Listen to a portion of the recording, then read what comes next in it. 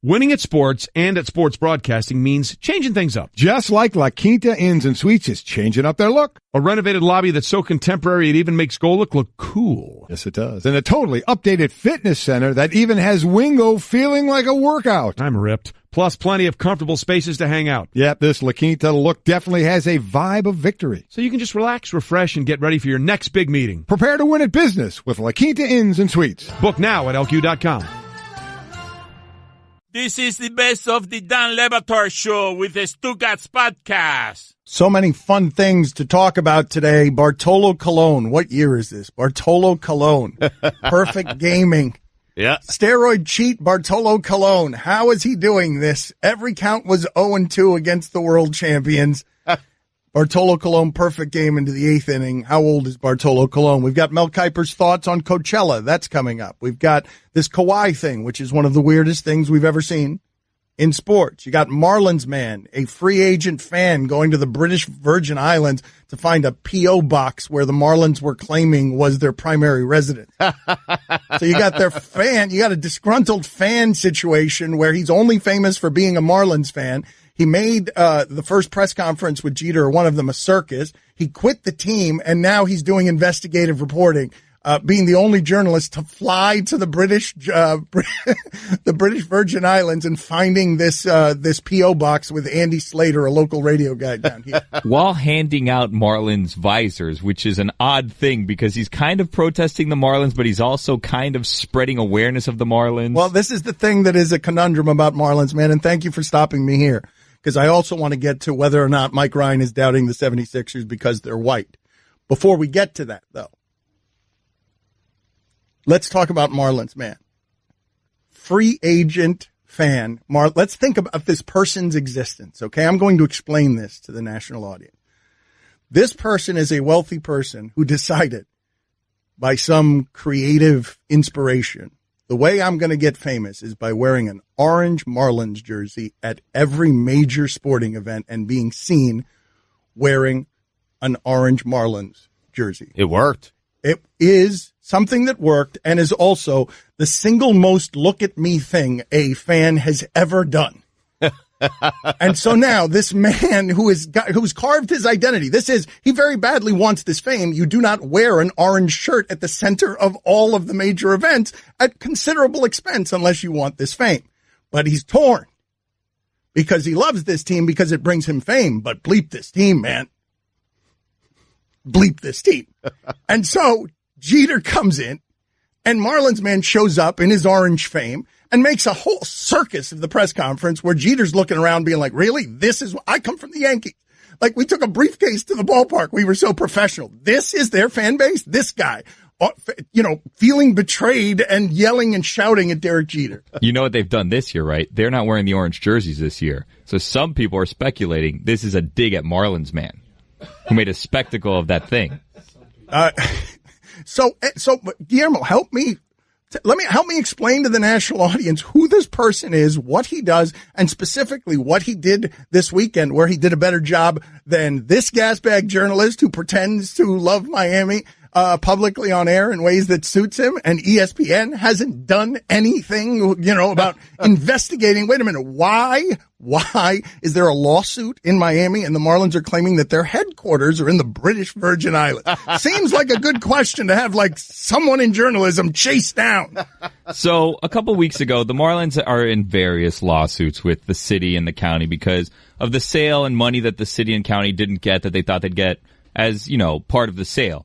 And for whatever reason, the new Marlins team is also involved in that, even though they're the ones that paid the money to the old team. It's very complicated. So to try to avoid legal issues, the Marlins claim that they're an entity of the British Virgin Islands because some part owner has some sort of something in the British Virgin Islands. Yeah, something, yes. So Andy Slater, who has a show down here, is friends with Marlins man, and he goes on his show regularly. But people need to understand, in terms of what this fan base has, people need to understand this baseball team in this market, what Jeter inherited is, these are the three guys they've got. It's Guillermo.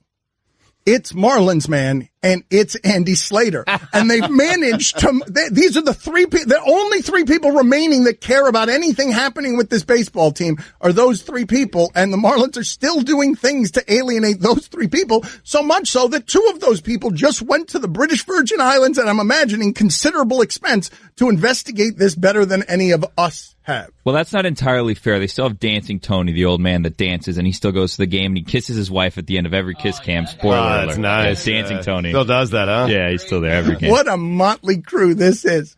So anyways, we decided when we heard the news that this is something that should be laughed at because it's ridiculous to claim that the Marlins are a team from the British Virgin Islands. So our solution was, let's buy a British Virgin Islands flag and hang it behind us on Amazon Prime. It took like 4 days to get here. And then we printed like a bunch of pictures of like actual British people like Simon Cowell and the Queen and Lord Disick. And those people are all here, which they're now covered by our flag that finally came. Right. And Andy Slater and Marlins Man had a better idea, which was let's go to the British Virgin Islands. So they somehow tracked down the address that they're claiming is the Marlins office.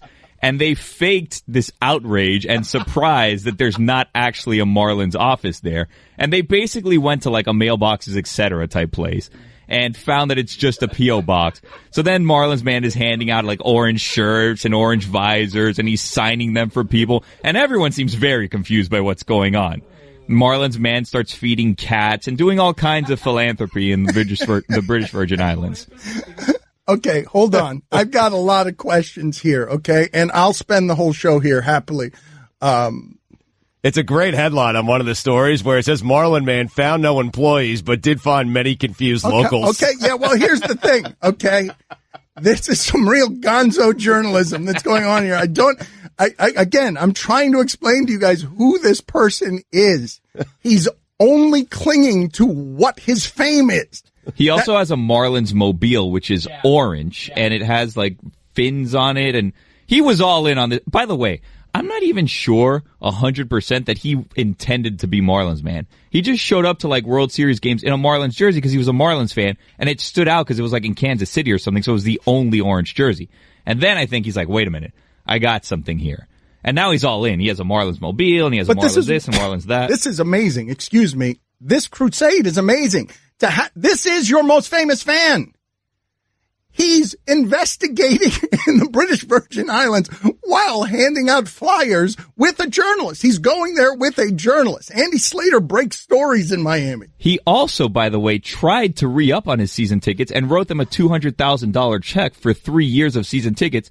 And for whatever reason, they rejected him. I'm assuming he was trying to get some sort of heavy discount on the seats because he has really nice seats behind home plate. So he was trying to give them money. They said no thank you. So now it seems that money is being invested in embarrassing them. In journalism. In better investigative journalism than this company is doing of the Marlins situation. He's doing him and Andy Slater rampaging through the British Virgin Islands looking for a P.O. box. The funniest part about it, though, is that they were acting like they thought they were going to find an actual Marlins office there. And they're like, I can't believe that there's only a P.O. box here.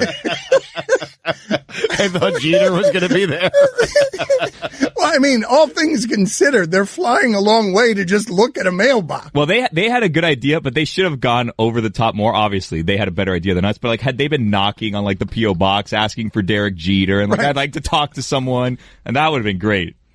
You know how Peter Thiel bankrolled Hulk Hogan to bring down Gawker through all the lawsuits and whatnot? I'm pretty sure Marlins Man is pulling a Peter Thiel. He's bankrolling this whole Andy Slater investigative mission. Well, and the reason I bring all of this up, and I'm so grateful for you guys, is can we get in there and see if ESPN will do a little bankrolling of its own to lift up Marlins Man and Andy Slater so somebody covers this damn story since we're not putting Feiner Uwada on it. So you think like Pedro Gomez should be at that post office? I'm just saying, let's put something behind, let's throw some resources behind Marlins Man and Andy Slater and see what journalism we unearth. I'd like to see Guillermo take a crack at this story. Seriously. Let's put some resources behind Guillermo. Well, we did, and he ordered a British flag that took 4 days to get here, and that was his creative burst. That what he did, because often creativity comes from a dark place. Right. Rick Springfield taught us that. And when it comes from a dark place, it should produce more than a British flag 4 days late on Amazon. It's British Virgin Islands. It would have got in here sooner had we had Prime, but, budgetary. And speaking of Rick, his favorite color coming up later today. Dan Le Batard. I had a dream last night about the show that Stugotz was filling in for Joe Buck on his podcast, and Allison called me to tell me what a great job Stugotz did.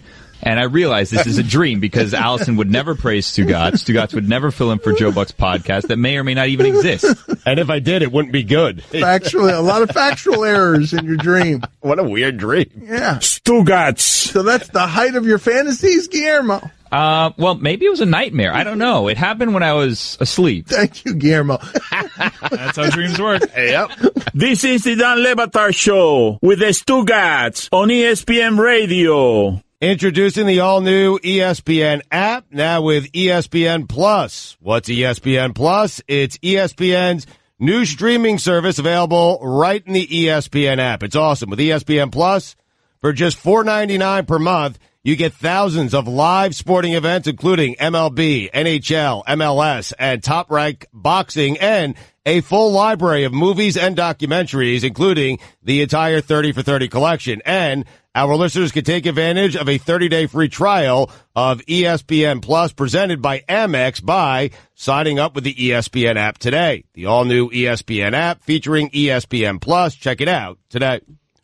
Basketball was fun this weekend, and I wanted to talk to you, Stugotz, about if you saw what Greg Popovich had to say after Game 1. Warriors-Spurs, Warriors 113, Spurs 92, Kawhi Leonard. This is the Warriors without Steph Curry. Right. Kawhi Leonard now proclaimed out for the season in the rare non-Woj Yahoo bomb. Right. Have we ever seen one of those before? A non-Woj basketball Yahoo bomb? Oh, yeah. Shams does a good job. Okay. Yeah. So here is the backstory. Did you hear any of this? I didn't hear what he said, but I'm sure it was, full of ego and full of, undercutting and passive aggressiveness and all that kind of good stuff, because I'm getting tired of Popovich. Okay, before we go down this path, though, this is great, though. It's great that you would do this, Stugotz, because it is the conundrum with Popovich to me, because many people get tired of him, but then they stop getting tired of him every once in a while, like I did with where we're about to head, and they go, okay, that was pretty funny. That was a good one, Pop. You were mean and cruel there, and you were a jerk in the press conference, but that one was a good one. And so this back and forth in the press conference, I don't think I want to hear it, Mike. Maybe I want to hear it, but I want to read it. What went wrong for you guys tonight? What went wrong for us this afternoon? So already he's pushing the reporter back. The reporter said tonight, he's saying, what went wrong for us? He's in a snippy mood. They've lost by 20 points. The reporter feels the need to correct night to this afternoon because he's been Popoviched. Right. And so Popovich's only sentence, in the grumpy way of his, is they played better than we did. Mm-hmm. And so then they ask him about starting Green basically on Kevin Durant. Did that work very well? And then Popovich's answer is, did you watch the game? And the reporter says, yes. What do you think? And then the reporter says, it didn't work out too well. And Popovich finishes with this. It didn't work very well. We'll have Danny Green grow 4 or 5 inches by Monday night. We'll tell him to jump higher and more and move quicker, and we'll tell Kevin Durant, please don't be so good. Not clever enough for you to push back? Okay, still too arrogant. Because it's kind of same old. Like that's his go-to move. It's different, maybe expanded a little bit. He said a little bit more than he normally does, but it's all the same vibe. And I'm tired of his vibe. I really am. Kawhi-esque his group. It's always, we got to play harder, or they're playing better. Kevin Durant needs to be worse. Just answer the question. Do me a favor. Give the reporter who's working hard, who's there, just give him something. Give him anything. Give him something so he can write his story. I'm just tired of Popovich. I am. Listen, it's all fun when you're winning championships, but when you're not, you can't find Kawhi Leonard, it ceases to be fun. It becomes annoying. I don't think those reporters work that hard. I feel like they just show up, eat buffet. I've been there. I did that. Like, we're not working that hard. We're like, basically what we're doing, if truth be told. Yeah. We're leaving the buffet. wandering over, grazing to wherever Popovich is. And then when we get there, we're like, hey, Pop, can you give us our story? Pop, can you do something mean or cruel or say something so that I don't have to be creative and do my own job and I could just get back to that buffet? And sometimes Pop doesn't feel like playing that game with us. Well, he never feels like playing that game. I think he's funny sometimes, but Mike, you know what I'm saying with this, right? Popovich, I don't know that my opinion, because so much of how we do this in sports is judging the participants, defining them by single acts, making these one-dimensional portraits of people, and basically it all comes down to whatever our moralizing is. Do I like this person or do I not like this person? And I find myself on Popovich waffling more than I do on anyone in sports the last 15 years. Do I like this person or do I not like this person? It's not because he disagrees with my opinions or I disagree with his opinions. It's because he's often mean to people, but sometimes he's mean to people in ways that are clever and funny and almost like performance art. But sometimes it's just mean. That's right. It comes off as mean. But the reason that I recognize it, Stugotz, is because I fall on the wrong side of mean all the time around here, going for clever. But you're always going for clever and funny. I'm not certain he's always going for clever and funny. I think at times he is actually going for mean. Bitter. And that's bitter and mean, and that's a big difference. I'm fine with it when he's doing it to people he sees every day. When he has an influx of new media that he hasn't dealt with or built up these relationships with, and he does that, I don't dig it. I would not want to deal with that person on a daily basis. Well, this is the thing, though. You say you wouldn't want to deal with that person on a daily basis, and I get it, but I don't think that any of these people want to deal with each other on a daily basis. The reporters with Popovich or Popovich with the reporters. And so the reason I bring all of this up is because at the very top of the success, you got three guys who are perpetually bad to the media. It's Belichick, it's Saban, and it's this guy. They have succeeded in this fun and games department that shouldn't be a misery more than anybody has. And their relationship with us is what it is. Is that their fault or is it ours? Like, I'm legitimately asking you that question. Do we bother them so much? Think about those three people and what and how they are with the media. They're the three worst. They're the ones who come back, who have the confidence to tell you to go bleep yourself. They don't care if you run them as content. Well, that comes with winning and resume and all that stuff. But, I mean, we cover them the most because their teams are always winning. I know, but they don't want us to cover their greatness. No, but what I'm asking you is this so? Are they this way because we're wearing them out, because they're there more than everyone else, and our questions are dumb, and they know more than we do, and they don't want to be questioned? Like, really? Kevin Durant and Danny Green, what do you want me to say there? It's Kevin Durant on Danny Green. Right. That's never going to go well. I mean, what do you want me to say? Like, that's not a smart question, but it's a question that needs to be asked. But is there anyone in the NBA that does it as often as Pop? Is there anyone that's just mean to the media? Because the people that you mentioned, Saban and Belichick, they come from the Parcells tree. Pretty much everybody from that Parcells tree doesn't have time for the media. Well, let's think about this for a second, because I've asked you guys this question before. Who's the coach who's done all the winning that you're like, man, he's joyous? That guy loves being around. Man, he's comfortable around. Hell, Stan Van Gundy. Pete Carroll. Yeah. Won on two different levels. Yep. Stan Van Gundy can't help himself, gets fined a lot because he actually enjoys the company and the stimulation of the media. Thinks it's way too much, that there's way too much access. The reporters, you got to meet us twice a day. Steve Kerr, when it's all said and done, may be looked at as one of the greatest winners ever. Outside of that one thing with the Ball family, he's very kind in the media. The Pete Carroll one's interesting because what I remember of Pete Carroll before good guy was laughable failure who made a choke sign at a field goal kicker as either a defensive coordinator for the Jets or as a special teams coach for the Jets. Like, Pete Carroll was a real nobody until he started doing the winning at USC.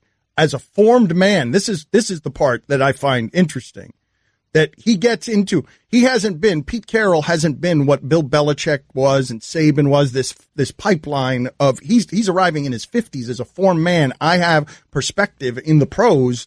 I'm not going to get swallowed by this stuff. I'll handle the media. The media's not going to handle me. You're right. He does give off joy. Right. But man, it is suspicious that Pop, Saban, and Belichick, the three best, are also the three worst in this particular department. Dabo Swinney, another guy.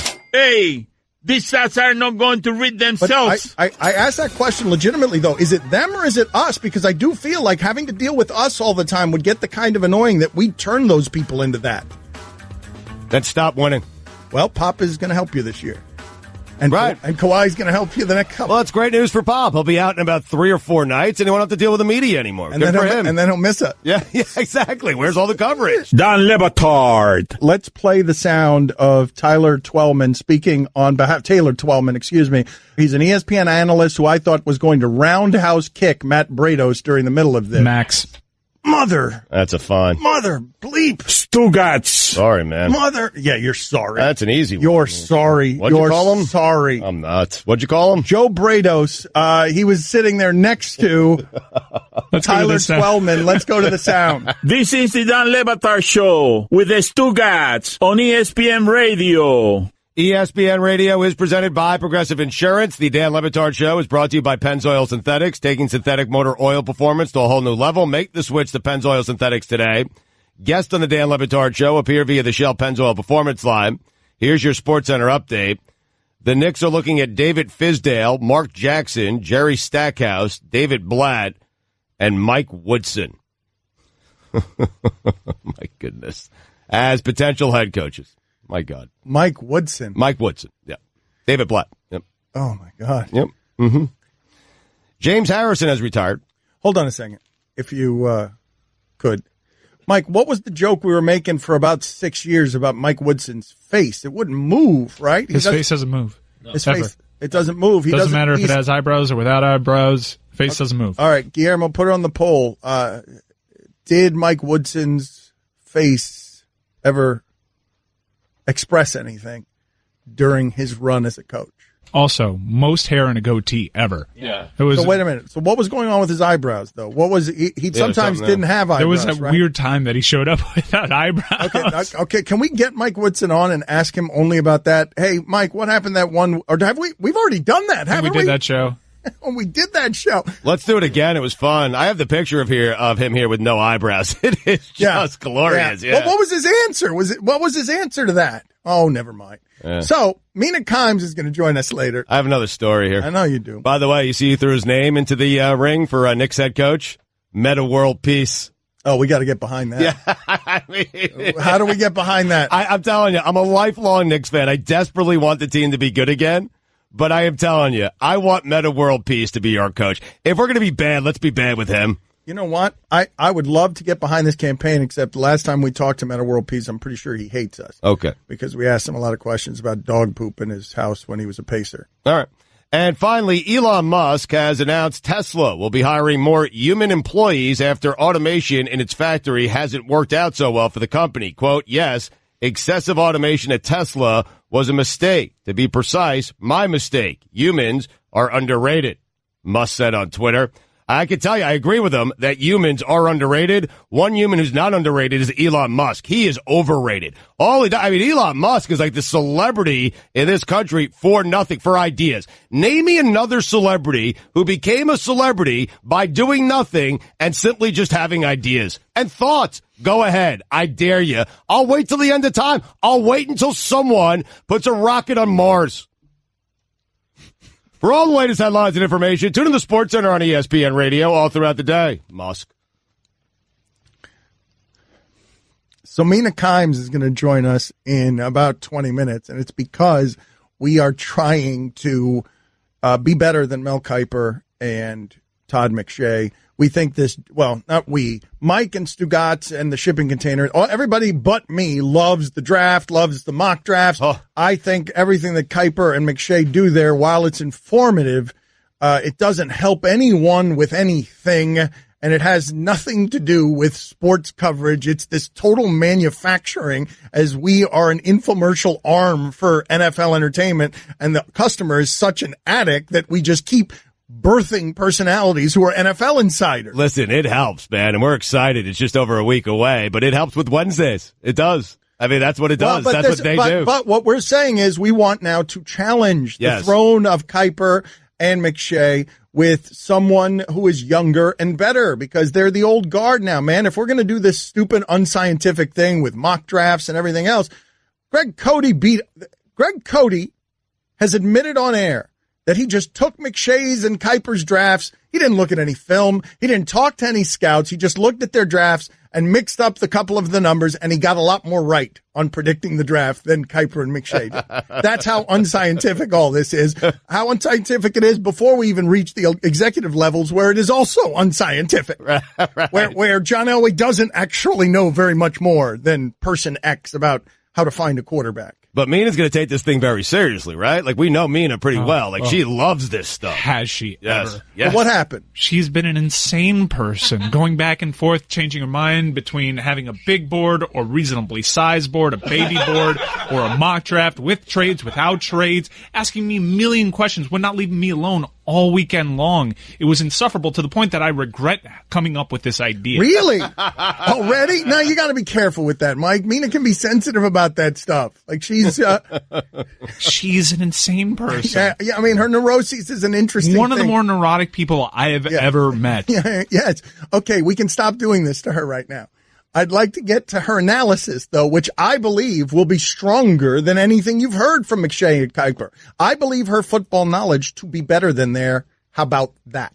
Wow. Well, see, no, here's where you're wrong. Because McShay and Kuiper, they got the goods, man. It's not just the content. It's how they deliver it. And we all know Mina's problems when it comes to delivering the takes. But the information, I'm not talking about the delivery. The delivery needs a lot of work. I'm talking about... she needs to bring it with the delivery. She is good, man. She's going against the alpha. When Colin Cowherd, though, comes out this weekend and says, Lamar Jackson, I don't trust him on third down, she batters him with the numbers, with the facts in a way that embarrass Colin Cowherd's analysis. Right. And those facts are nice, but Mike is right about this. You need to deliver those facts in an entertaining fashion with your hair on fire. You just do. I mean, that's the way you do it. That's how you do it. Okay. For many years, but she's not Kuiper did that literally. Yeah.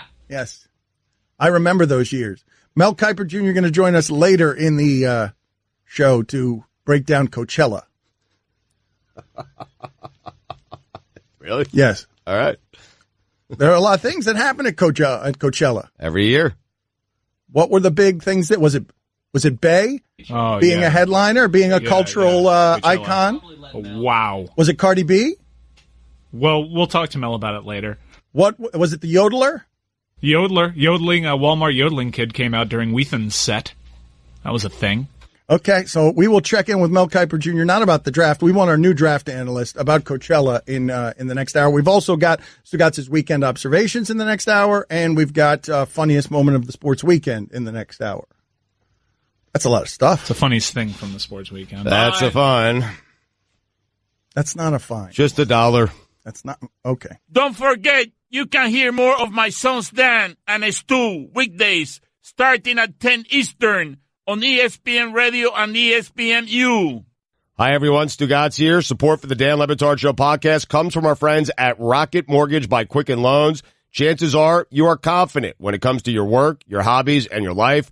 Rocket Mortgage gives you the same level of confidence when it comes to buying a home or refinancing your existing home loan.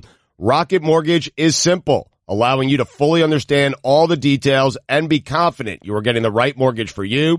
To get started, go to rocketmortgage.com/Stugotz. That's rocketmortgage.com/Stugotz, STUGOTZ. Equal housing lender, licensed in all 50 states.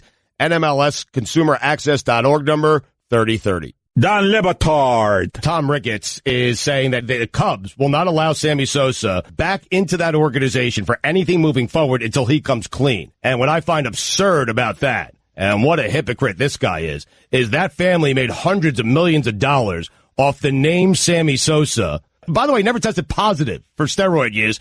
And if he was using steroids, which we all assume that he was, my guess is if he was using it, the Ricketts family had an inkling that was going on in their own clubhouse. And for him to come out many, many years later and say Sammy Sosa must come clean for us to allow him back into our prestigious organization, our club, get out of here with that. Stugotz. Yeah, Ricketts didn't make money off Sammy Sosa. He won the bid in 2009. This was post-Sammy Sosa. Well, that ruins my argument. This is the Dan Le Batard Show with the Stugotz on ESPN Radio. ESPN Radio is presented by Progressive Insurance with more than 30 unique coverage options available. Progressive knows small business. Learn more at progressivecommercial.com. Mina Kimes will join us in 1 hour. We had to push her back 1 hour because She is so busy taking this so seriously. Her NFL draft, big board, little board, whatever it's going to be. Needed more time. Needed another hour of Needed an prep extra before hour. unveiling it. Yep, she's taking this thing seriously. So she'll join us here on the Shell Pennzoil Performance Line at noon Eastern. The NBA playoffs are on ESPN Radio. Tune in tonight as Kevin Durant and the defending champion Warriors host the Spurs. Coverage begins at 10 Eastern on most ESPN radio stations. Here's your SportsCenter update. Stanley Cup playoffs, Penguins over the Flyers to take a 2-1 lead. Wild beat the Jets, and they are down 2-1 in that series. Blue Jackets beat the Capitals in overtime again to take a 2-0 series lead, and the Golden Knights beat the Kings to take a 3-0 series lead. It's a fun story. Game 3s tonight. Bruins at Maple Leafs, Lightning at Devils, Predators at Avalanche. Whoa. Wow, what happened there? Good God. Well, Hurt my clearly a fencer came in here and stabbed you right in the gut. Clearly. Whoa.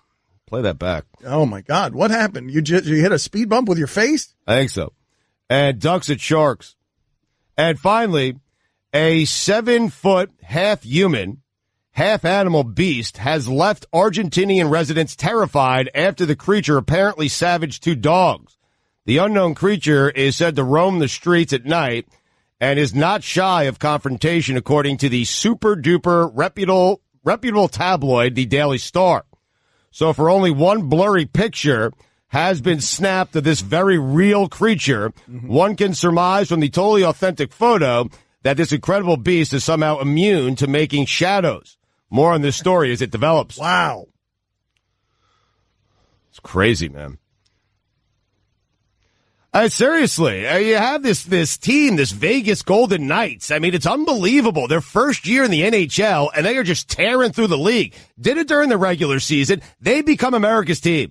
In the absence of my Islanders being there, and, occasionally I root for the Rangers every now and then because I got some friends who are Ranger fans, I am all in on this Vegas team. Let's make it America's team. Are you in? This is a fun season. Yes, I'm in. All right. I want Vegas to be what the Nashville Predators were last year. I want to get behind Vegas. First year team, go wreck the sport. Kick Canada in the junk. Yeah.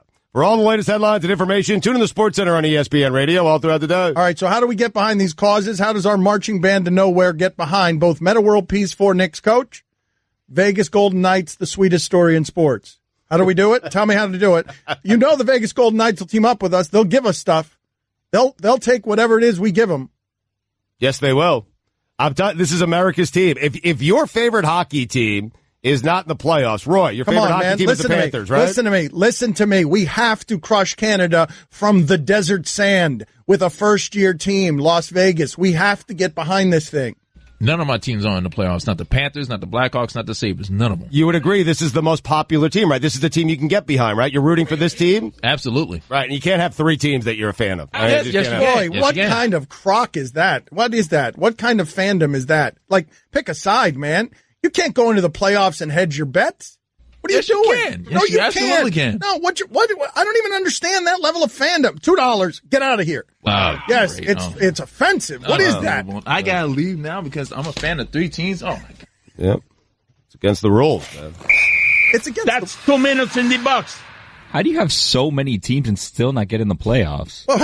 Why don't you root for any good teams? In a sport where everyone makes the playoffs. Am I wrong about this? You can't have 3 favorite teams in a sport. What is that?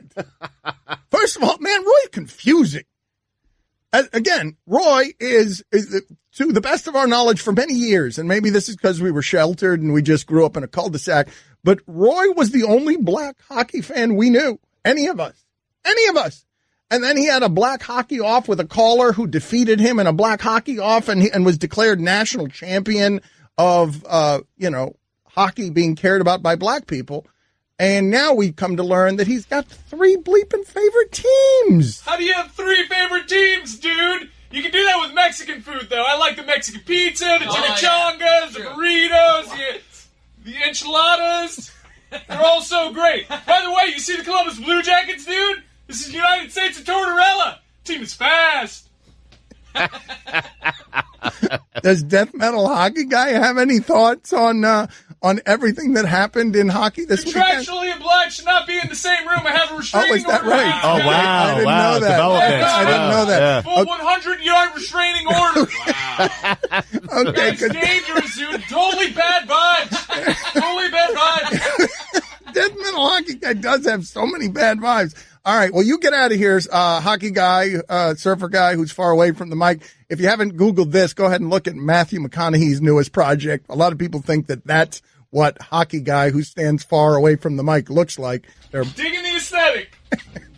There are pictures of Matthew McConaughey all over the internet. I'm assuming it's a movie he's trying out for. You can't be too sure. You can't. Never Didn't know. he have an arrest for playing nude bongos in Austin one time? Like, wasn't Matthew McConaughey arrested for playing the bongos naked somewhere in Austin, Texas? Why are those details so specific in my mind? I don't know. I'm on it, though. That arrest might be 10 to 15 years old. Me bringing up Matthew McConaughey's past. Well, there was weed involved. Yeah. He was Synthetic weed? Like the stuff that gets the athletes in trouble? No. He doesn't mess around. No, with wait that. a minute. The headlines were dazed and confused. Mm-hmm. And what's the story? Well, I'm going to click on an interview. He shares what he learned from the arrest. That has to be fascinating. Okay, but what is this role that he's preparing for? Because that's what I imagine Hockey Guy who stands It far made me away. want to go to his IMDb and try to piece together what it could possibly be. Wow. Stugotz's weekend observations are going to be here in 10 minutes. You never want to miss those. It's the most popular thing we do every week. The arrest was in 1999. It is amazing that you are. Was it in Austin?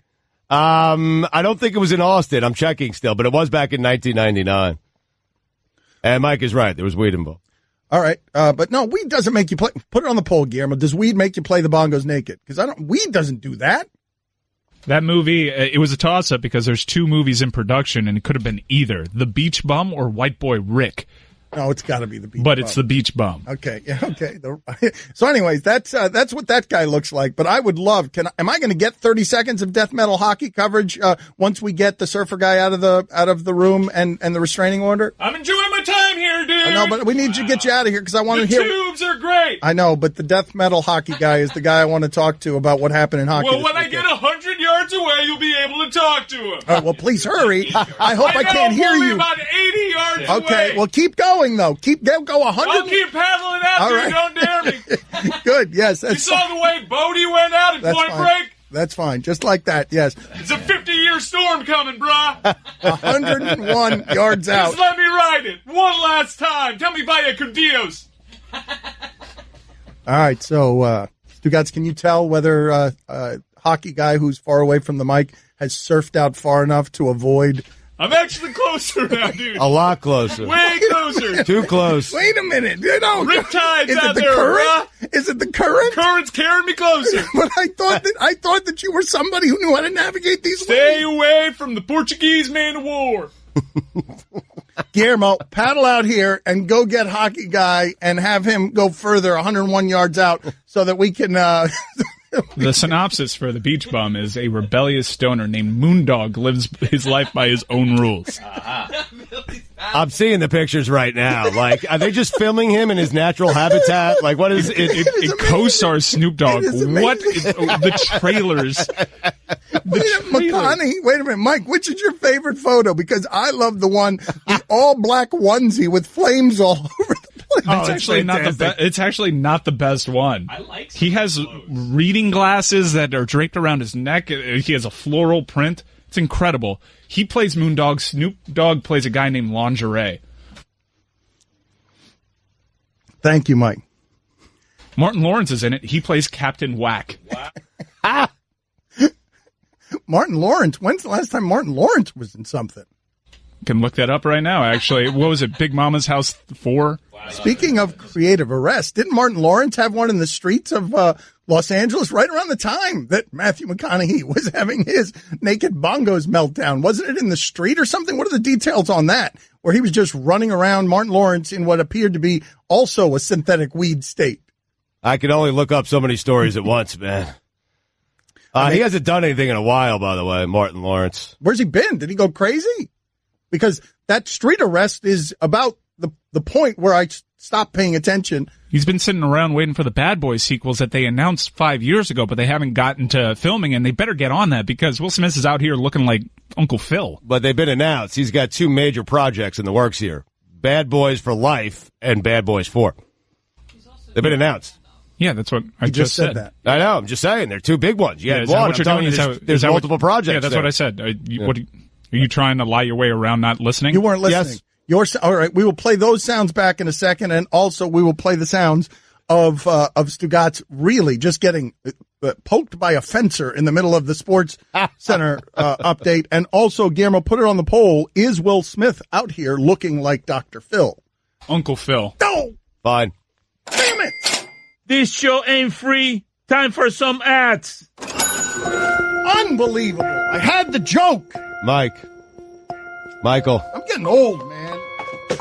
What are you doing? I'm getting old is what I'm doing. In West Philadelphia, born and raised.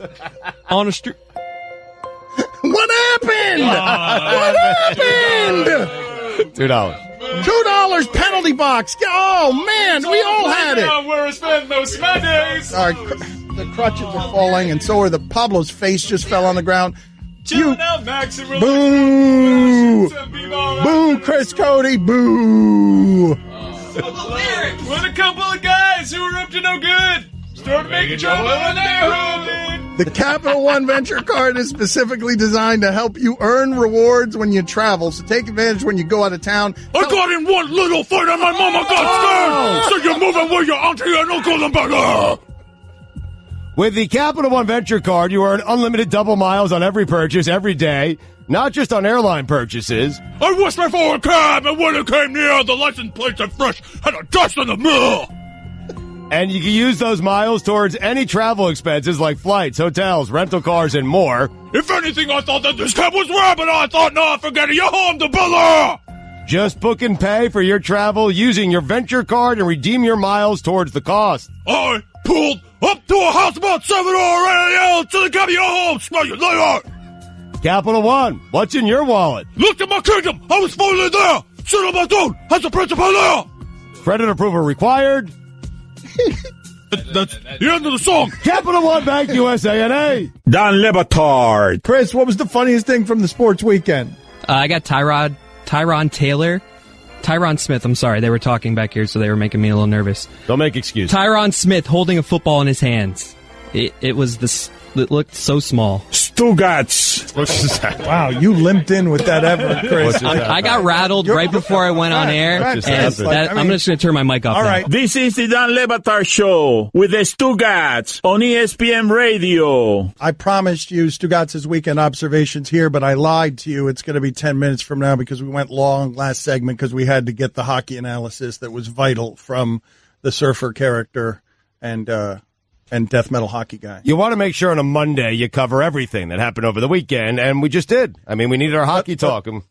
But also on a Monday, you want to cover arrests by celebrities in the 1990s. So in 1996, with a pistol in his pocket, comedian Martin Lawrence ran into traffic on busy Ventura Boulevard in Sherman Oaks, cursing and screaming at oncoming cars until he was taken away by police. A witness said the actor was cursing, waving his hands and yelling, "Fight the establishment." Lawrence tried to fight off the police when they attempted to restrain him. And that is about the point. Like Martin Lawrence was climbing, you get these very small windows in Hollywood. Very small. Right. They're very small. Well, he had he climbed through it pretty successfully. He had a nice run there. No, but what I'm saying is when you parlay it from there to TV and movie fame, and like he had the world by the grapefruits where he was climbing and he was going to get every part because he was the hot black comedian and we generally only allow one of those at a time. And he was the one. Seriously, you got a fat one, you got a lady, you got a black one, and we only allow one at a time. Right. And it's Kevin Hart right now? I don't know. I don't know. Who is it right now? Because Kevin Hart is now on the other side of diluted and, putting his face on underwear. And Tiffany Haddish is having a moment right now. It's her moment. She's out here revealing people are biting Beyonce and whatnot. Right. We should talk about the NBA playoffs, though. What happened to LeBron yesterday was jarring. It's not something you've seen before. And if you were skeptical about this team before that, it did nothing to remove that skepticism this weekend. LeBron James has never had a team play like that in a home playoff opener. He hasn't, but that was their worst offensive performance of this entire season. Well, they had 2 quarters in which they scored less than 15 points, but they still have. I mean, listen, everyone's saying no one should be surprised by what happened if you've been watching Indiana all year. Well, excuse me. They've had 2 national TV games, and no, I haven't been sitting around watching Pacer basketball all year. But I have watched LeBron his entire career. And as bad as that looked yesterday, he's still by far the best player on the court every time he steps on the court, especially in that series. And they'll be fine. Well, and I'm telling media members right now, because I know they swayed back, if you're going to pick anyone other than the Cavaliers to make it out of the East, because it's an easy thing to do today, I'm telling you, I'm watching. We're all watching. And I have taken notes. And I'm going to blast you when the Cavs are playing the Warriors in the NBA Finals. I'll tell you that right now. Just be on the lookout. I will say that one of the things that I will be on the lookout for is what LeBron decides that he wishes to do with Victor Oladipo. That's still one of my favorite. Even I can't believe I'm saying it after all these years, but at the end with Michael Jordan, on top of everything else he was doing offensively, your best guy was getting him on defense. And Victor Oladipo, if he continues, because the Pacers don't have a lot of other options to go get their scoring, I look forward to seeing whenever that materializes, where LeBron decides, okay, Victor, enough of that. Right. Bojan Bogdanovic is going to have to beat us. Somebody else is going to have to do it. It's not going to be like that. But let's go to analysis from Stugotz in the last segment. Stugotz Not Listening is a marvel of modern history. He's a broadcaster who does not use his ears, and so things like this happen in the last segment. He hasn't done anything in a while, by the way, Martin Lawrence. Where's he been? Did he go crazy? He's been sitting around waiting for the Bad Boys sequels that they announced 5 years ago, but they haven't gotten to filming, and they better get on that because Will Smith is out here looking like Uncle Phil. But they've been announced. He's got 2 major projects in the works here. Bad Boys for Life and Bad Boys 4. That's amazing. They've been announced. Mike, that's what I just said. That. I'm just saying. Get the pantheon of things that he doesn't listen to, and we'll get to his weekend observations in a second, but there are so many good things here on things you don't listen to. But what would you rather play, Mike? The things that Stugotz doesn't listen to, or that sound where that fencer came in here and stabbed him in the kidney? Don Batard. Bill Belichick has told his players that despite the blizzard that's expected in the New England area, the Patriots will hold its final practices during its playoff bye week. No excuses for being late. Moron. Stugotz. Don't do that. Sorry. No excuses for being late. I'm sorry. If he needs it, you got to give it to him. He's helping Bill. He is displaying behavior, that of a moron. That's all I'm saying. Save it. We're good. You kick, save, and abuse. This is the Don Lebatard Show with the Stugotz on ESPN Radio. Time now for Stugotz's weekend observations. It is time for Stugotz to share his game notes. No one in the media will tell you what happened better than my boy Stu. Weekend observations brought to you by Vivid Seats, the official ticket partner of ESPN. Download the free Vivid Seat app today to get your tickets. Dan, 99-80 loss in Game 1 of the first round. The LeBron leaving Cleveland plan has officially begun. Wait, Mark Sanchez is using performance enhancers and is still that bad? Mark Sanchez, Instagram post, should have said, hey, have you ever seen me play? Does it look like I have some sort of competitive edge? Adam Silver said, there is still more work to be done to stop tanking. Commissioner, don't reward teams for being bad. Work done. You're welcome. Danny Amendola, do me a favor. Bash Bill Belichick when you're playing for Bill Belichick. Not after and not impressed. Kristaps Porzingis said the Knicks players need to trust the front office. That's cute. He still doesn't get it yet. He'll learn. Kelly Craft giving new definition to getting a birdie in golf. Hear about that one? No. He hit a bird and got a bogey. Matt Harvey, fake ace. Can you imagine how good the Mets would be if they didn't have to trot Matt Harvey out there every 5th day? Can't believe the Pacers are still coming at teams with Lance Stevenson. Gotta hand it to the Knicks for thinking out of the box with their head coaching search. Jeff Van Gundy, Mark Jackson, and wait for it, Mike Woodson. Meta World Peace said he'd like to be the next Knicks head coach. Please make this happen. If we're going to be bad, let's be bad with Meta World Peace.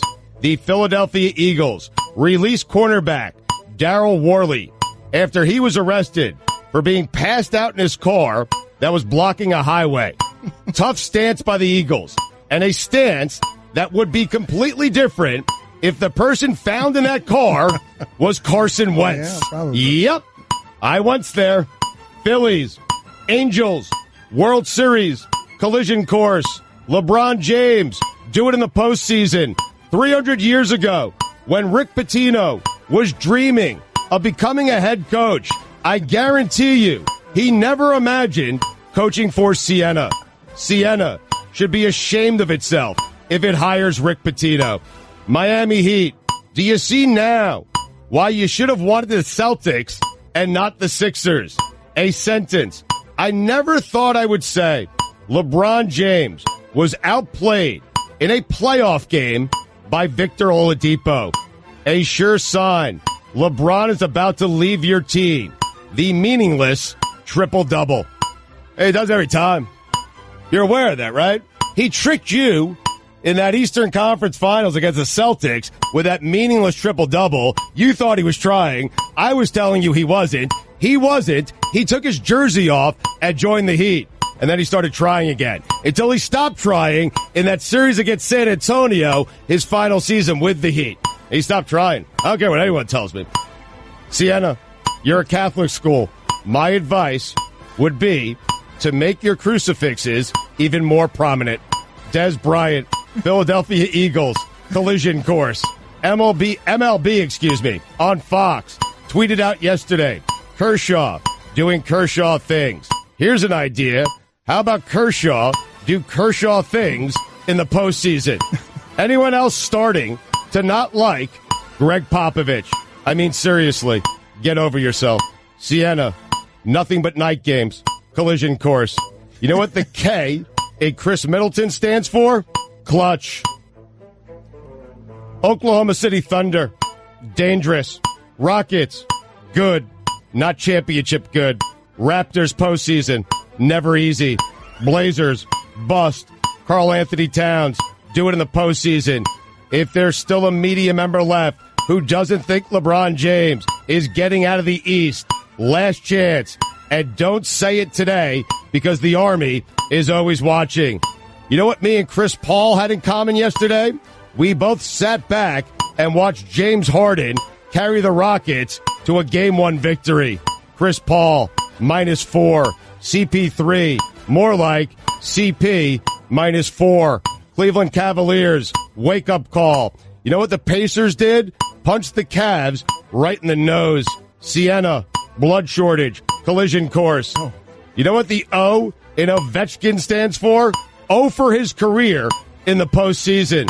If Siena hires Rick Pitino, it will undoubtedly suck the life out of Albany County.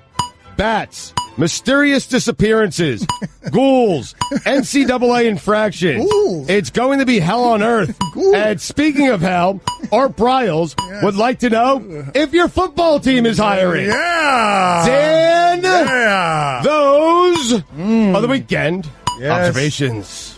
Ghouls is a funny word, but put it on the poll, Guillermo. Is ghouls a funny word? Don't forget, you can hear more of my sons Dan and Stu weekdays starting at 10 Eastern on ESPN Radio and ESPNU. Decking, railing, lighting, furniture, fencing, framing.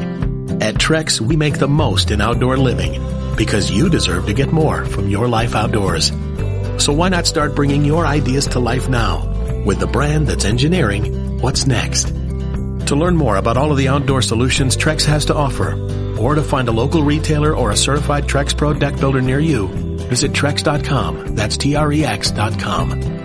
Don Le Batard. Stugotz lies so much, and he doesn't take inventory of his lies, that even when he's telling the truth, we don't believe him on anything. What's wrong, Stugotz? What are you objecting to? I mean, listen, I've done this to myself, so I'm frustrated at myself. I'm not going to lash out elsewhere because I understand why everyone would think that I was the one who did this. But I am sitting here telling you guys that I did not Do it. Stugotz. You absolutely took a bite out of a piece of pizza and put it back with the rest of the pizza. It was me. This is the Dan Le Batard Show with the Stugotz on ESPN Radio. So Mina Kimes is now our draft expert, and we're going to take calls for her. We're going to... What was that? No, when you do this, you have to have an evil laugh, and she has one. Yeah. Okay, all right, very good. Mike, so she's got 60 pages of notes. Is that what you told me? 60 pages All right, of let's notes. see if we can get through all of it in the next 10 minutes. Are you ready? Mina, what's your level of confidence right now? It's high. You want me to start from 32 and just work my way down? Yeah. No explanation? She made, we were getting in this heated debate as to whether or not she needed a big board or a mock draft.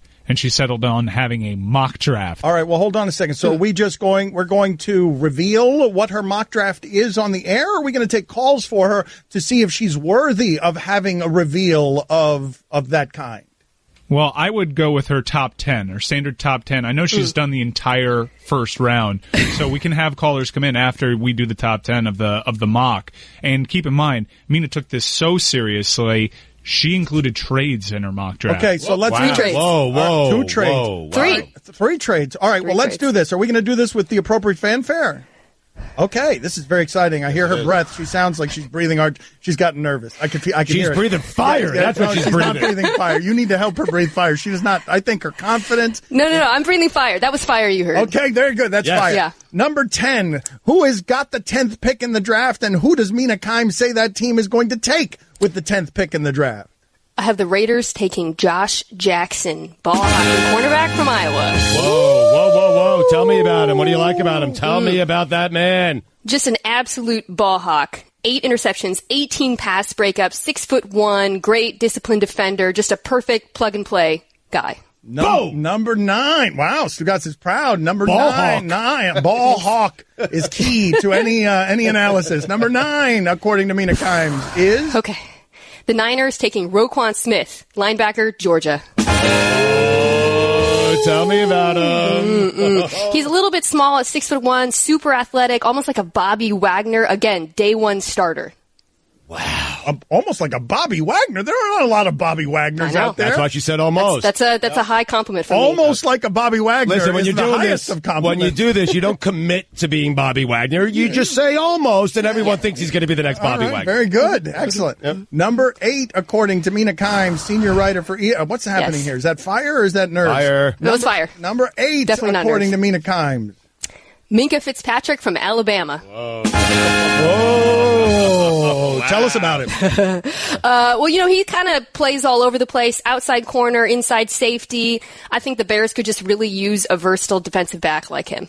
Nice. I have him higher, but Really? take it. Yeah. You want to care to argue about it? Number 7, according to Mina Kimes. Derwin James, safety out of FSU. Where are the trades? Where are these 3 promised trades? They were later. Well, there's one at the top. And where's he going? Where is he going? To what team? Oh, the Bucks. Okay, yeah, good. this is a very popular pick. He's like a Landon Collins type, probably one of the top 2 defenders in the draft. A Landon Collins type. That's an important phrase to use, right? Probably, Comps. yes. That's pretty. That's high I praise. thought that was like what pro draft guys do, comps. No, they do, yeah. And then, you say, listen, he might turn into the next Landon Collins. You're doing a very good job here. You want to say with a safety, though, he really brings the wood. It's one of those things you just want to say with a safety, okay? Yeah. Brings the wood. Yes. Okay. Got it. Write that down. Nah, I think Okay. that's different. Okay. I wrote it down.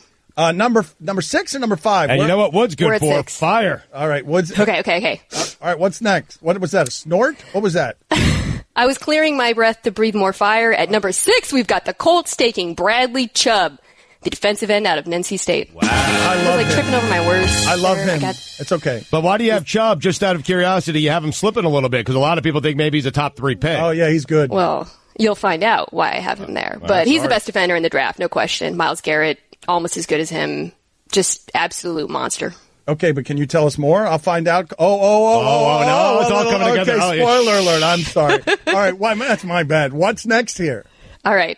At 5, I have the Broncos taking Quentin Nelson, the guard out of Notre Dame. What? A guard number? Mina, slow down, Mina. The best offensive line prospect we've seen in several seasons. So talented, good at blocking for the run and the pass. You can start him immediately. How are his feet? Really good. Tell me he's a really mauler. good feet. Tell me he's a mauler. Is he a He's a mauler? mauler. He's a Can mauler. he operate in a phone booth? What? He brings the reverse wood. Oh, What? man. Wait, what? Guillermo, put it on the poll.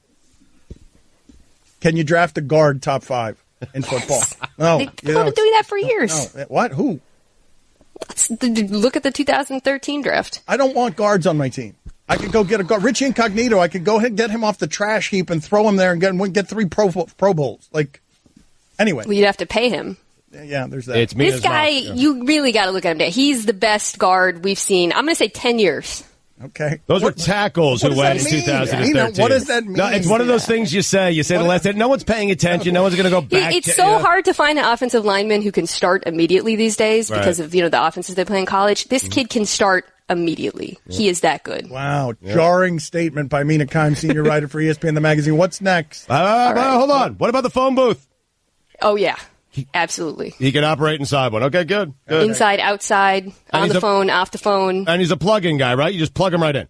Plug him right in. Boom. Wow. Okay. Good pick.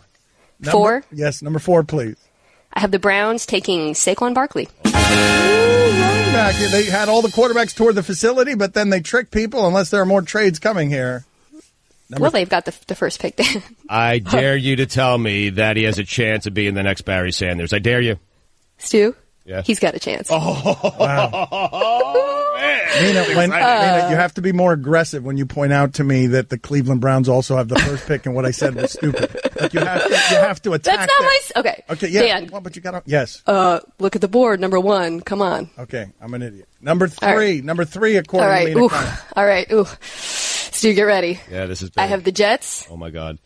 Taking Baker Mayfield. Oh, my God. I got a quarterback. Is that what you're calling the enthusiasm in your pants? I love him. I think he's the next Russell Wilson. He might be my favorite quarterback in the draft. I've only got him at 3 because of the inherent risk involved, but I think he's absolutely fantastic. Playmaker, we saw what he did in college. Number 2 overall pick, according to Mina Kimes. Are you ready? Yeah. The Bills trade up for Josh Rosen. Whoa! You shocked? Oh, whoa! Wait a minute. What happened there? The Bills. You shouldn't be. They did what? The Bills have been amassing all of these assets. It would be crazy for them not to use them to go get the quarterback. They need one. Josh Rosen, second best quarterback in the draft, and he can start immediately. He's probably the most pro-ready of all of them. The Bills need a guy to start. Nice, all right, I want to take excellent use of pro-ready. I want to take your calls with Mina Kimes in this next segment as well, beyond her mock draft. But the number one overall first pick. Everybody wants to know what this is. The number 1 overall pick for the NFL draft, according to Mina Kimes.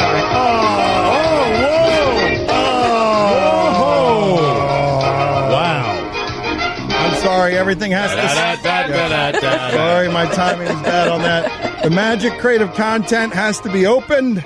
Rummaging. When that music is played, everything must stop immediately. So no one's going to find out? Oh, hold on a second. Mina, relax. Sorry. And so from the crate of content, it reads simply, touch someone else's nose. Touch someone else's nose. Stugotz, I guess you and I are here. Touch someone else's nose. Okay. This is not great radio content. Okay. I've touched Dan's nose. Mina, he's touched is there mine. anyone near you whose nose can be touched? Sorry about the cocaine. My dog. Hold on. Dog? Okay. He liked it. Okay, Mina, I'm sorry. It has to be a human. We're not going to be able to get to your number 1 overall pick. I'm sorry about that. Aquí lo que importa es el catch.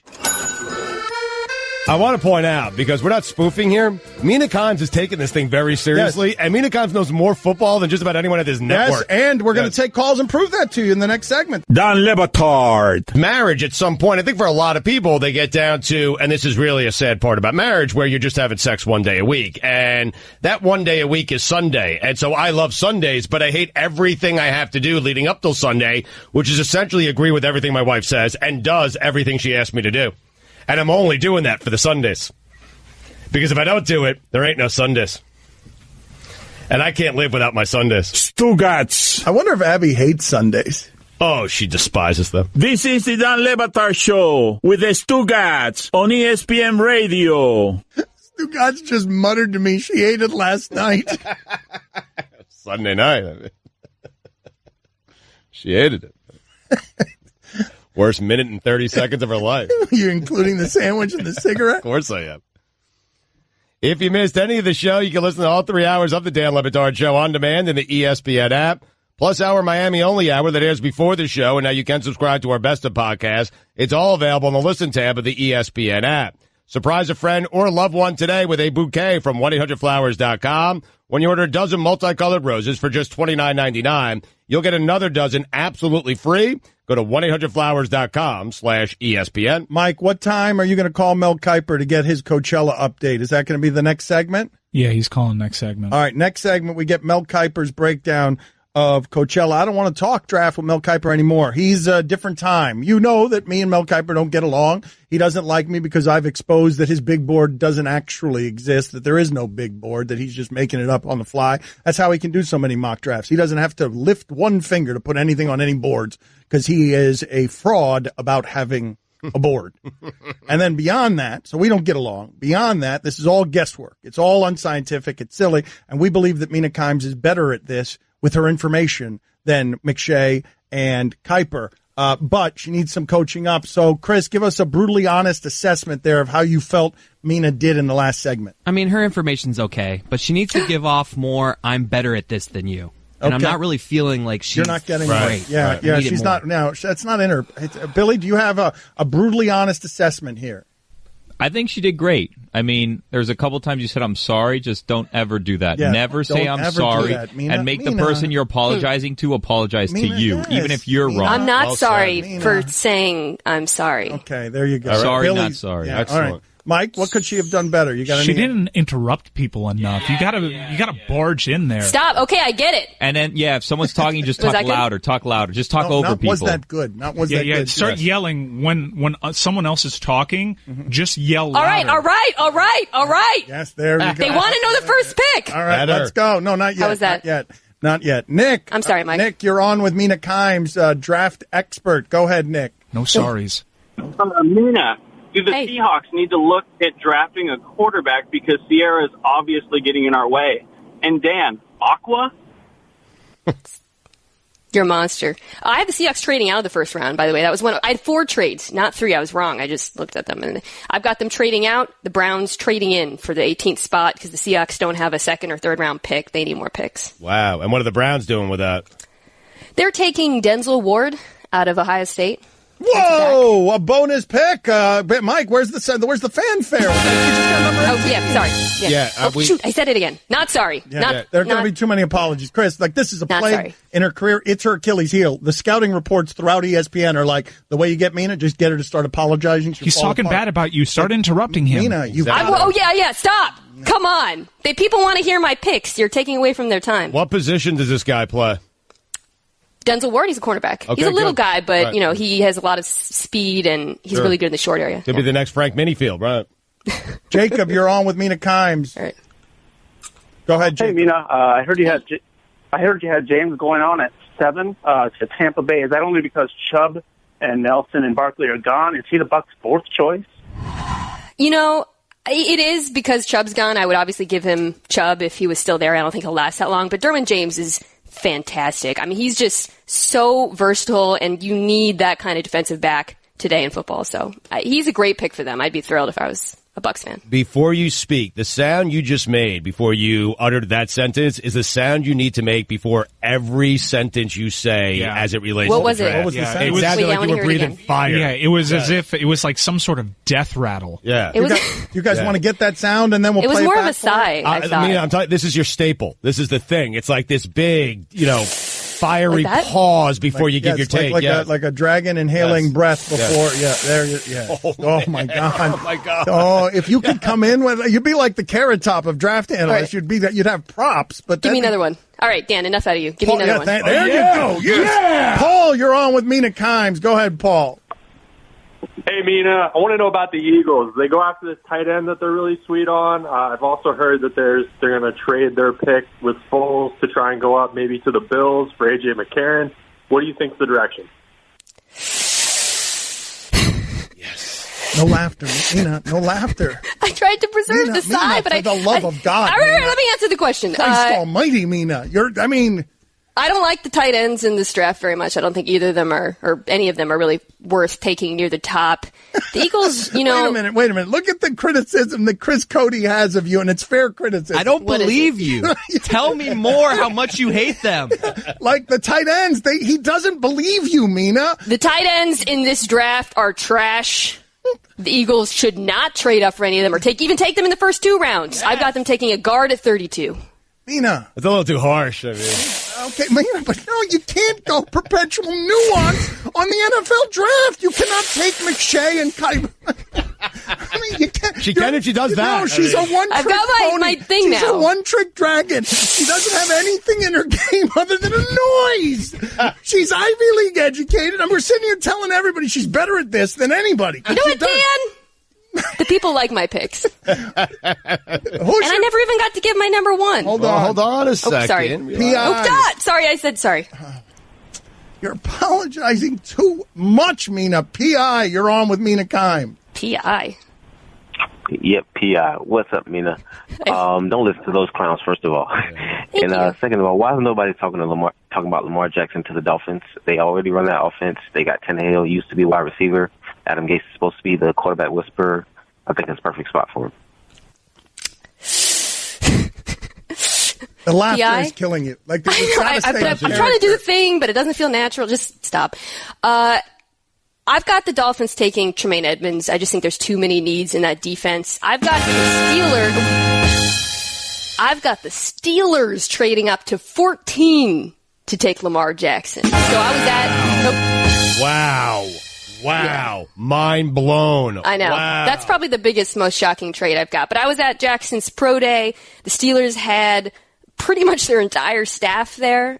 Tomlin was on the field watching him, looking at him like the way I look at Stugotz's wings when I'm in the studio, and I just got a feeling they are going to take this guy and do whatever it takes. All right. She's getting better, man. Getting better. We got to keep it, though. She needs reps. She definitely needs that was good. Needs reps. No, that was good. That was your best one. We're also right letting there. it. Yes. Let's see here. Adam, try and stump Mina Kimes. What do you got, Adam? What do you have? I'm Mina Kiper. Will the SEC continue to have the most number 1 draft picks? I think it's... No, God. You can't do that. No, that can't be. That can't listen, be. I'm turning draft coverage off if someone does that. Okay, all right, No. I think it's...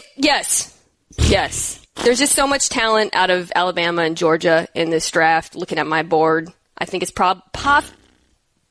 Who's doing that? Who's making that noise? Who is that? Are you all doing it at me now?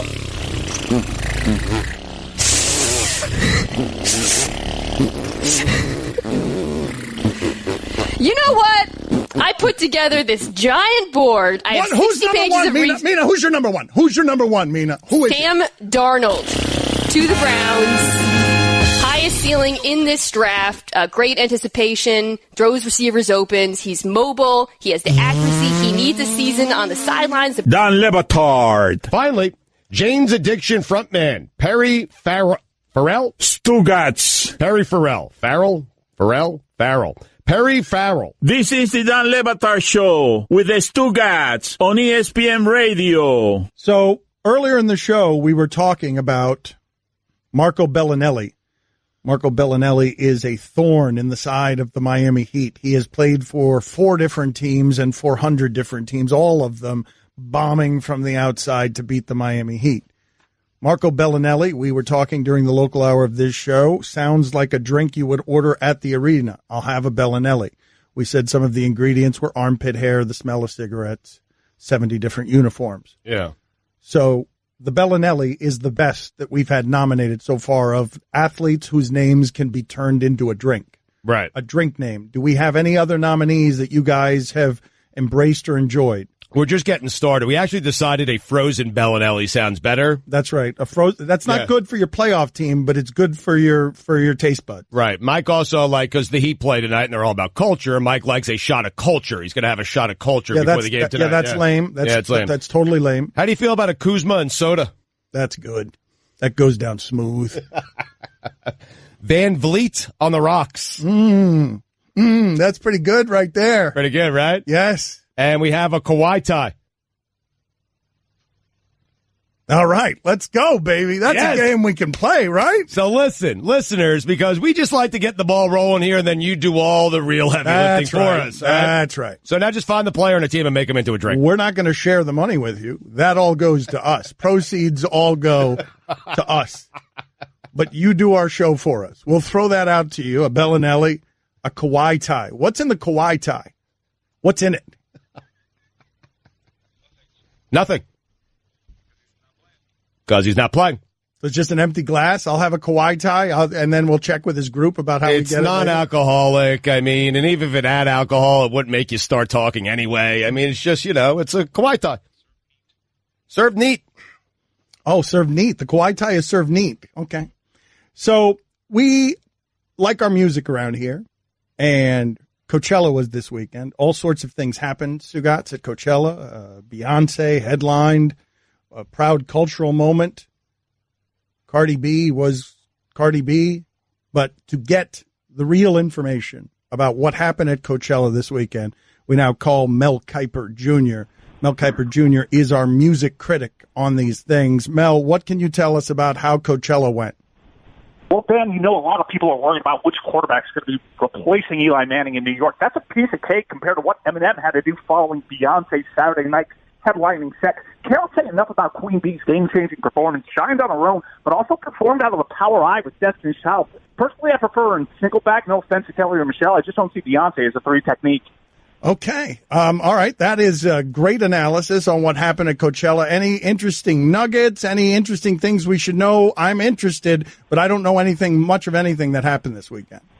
Let's talk a little bit about the underclassmen. You talk about a Tyler, the Creator. Combine Wonder stocks up after that performance. Impressive stage production. A lot of people worried about the lack of rock bands also at Coachella, Dan. I know you were. I thought fortunately the man stepped up to the challenge despite the lack of roster continuity. We definitely have to talk about the fast riser on my board, though. You mentioned Cardi B, super fast out of the breaks. Have some off-the-field concerns. Unfortunately, no one's going to accuse Cardi of forgetting where she came from. Was pretty thrown by the dozens of strippers on stage, but she interviews very well. Do have some durability concerns considering she's pregnant with Offset's baby. All in all, sky high on my Papa Princess, Cardi B. A linen juice. Olinic juice is what you meant to go with there? A Lin and juice. A Lin? A what? A Jeremy Lin and juice. A Jeremy Lin and juice? It's a linen juice. I thought you were saying Olinic juice. I was not. Thank you, Mel, for being on with us. It sounds like the line dropped, so our apologies. It is too bad because it was the coverage was really good, right? I wanted to hear more about Coachella, but instead we're going to do sports drinks at Le Batard Show on Twitter. Athletes in sports whose name could be turned into a drink. I'll take a Nowitzki sour. That's pretty good. How about a Bloody Darvish? What is that? What is it? Is it a U Darvish? What's a Bloody Darvish? Is it just that you're throwing a bloody in front of a name? Yep. Okay.